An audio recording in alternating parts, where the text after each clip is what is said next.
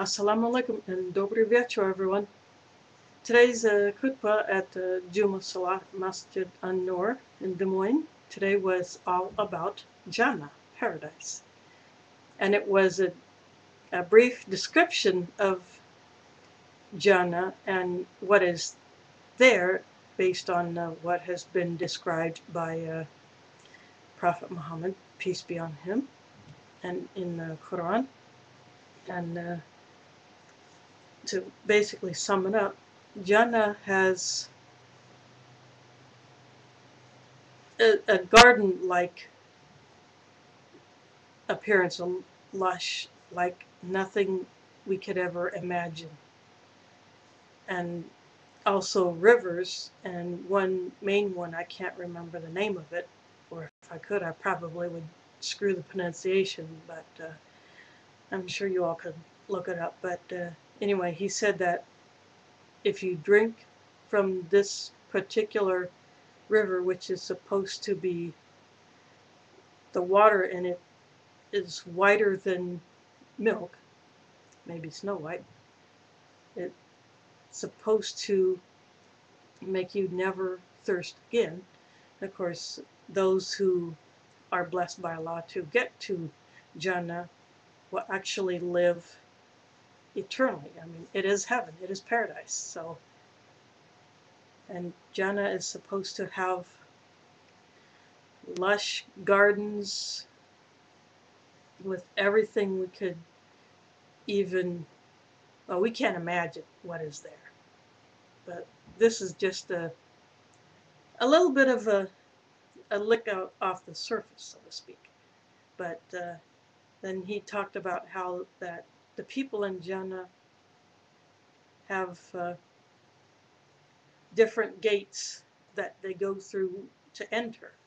There are 8 gates, and for instance, one who has really got the salat down to, they do a lot of it and do it to the best of their ability and to the best of their khushu or concentration, then that person enters through the gate of salat or something like that. And then another one is if you're always making sure that your wudu is up there, you never mess it up. And all I know is I have a long way to go on that one, so I keep trying, but maybe one of these days I'll get there.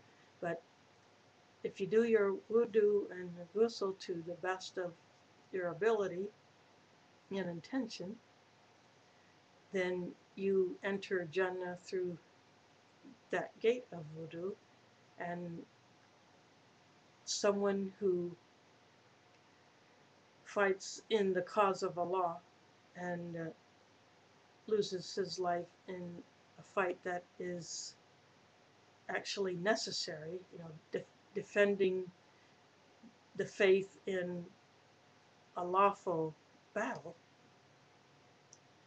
then if his intention is pure, then he would enter through the gate of jihad. You know, Jihad literally means struggle. So if you are struggling or striving in the cause of Allah and you lose your life in the process and your intention is pure, then you enter through the gate of jihad and so on. And there are 8 of these gates, and for different different purposes. And then he talked about how he said that women in Jannah are purer than pure.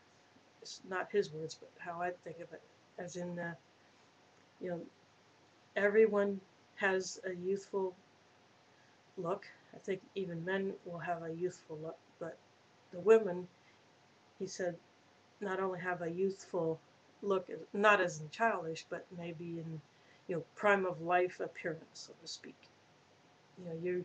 You're looking at your best, like if you're in your, early adulthood or something like that. That's how I'm assuming it is. But then women do not have the monthly cycle, So never have to worry about being in a state of impurity. And everyone wears the finest clothes in Jannah and has the finest food and drink beyond what we can imagine. But in order to gain that, he said, to gain Jannah is very costly. You have to strive in the cause of Allah. You have to keep improving yourself. Try to become the best Muslim you can be. And to do as much of what Allah commands us to do as we can. We all have limitations, and Allah knows it. And if we pass this life's test in the best way that we can, then we will gain eternal bliss in Jannah.